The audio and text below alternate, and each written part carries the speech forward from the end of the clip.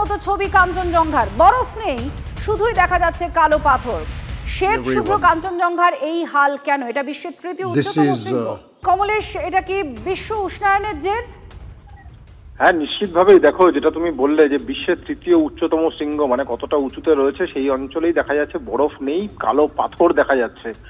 কাঞ্চনজঙ্ঘার এইরকম ছবি মাঝে মধ্যেই সামনে আসে। আজকের যে ছবিটা সেটা আরো মারাত্মক। গ্যাংটক থেকে একজন পাহাড় বিশেষজ্ঞ ছবিটা তুলেছেন এবং তার কনসার্ন ব্যক্ত করেছেন যে এই যে যদি কাঞ্চনজঙ্ঘায় বরফ কমে যায় এবং পাথর বেরিয়ে আসে, এর অর্থ কি? এর অর্থ হচ্ছে যে পাহাড়ি নদীগুলোতে জল কমবে, যে নদীগুলো পাহাড় গোটা আমাদের উত্তরবঙ্গ এবং আমাদের সমতলের জলের সোর্স, পানীয় জলের সোর্স, সেটা একটা মহা বিপর্যয়ের মুখে পড়তে পারেন উত্তরবঙ্গের বিস্তীর্ণ এলাকার মানুষজন এবং নেপালের মানুষজন।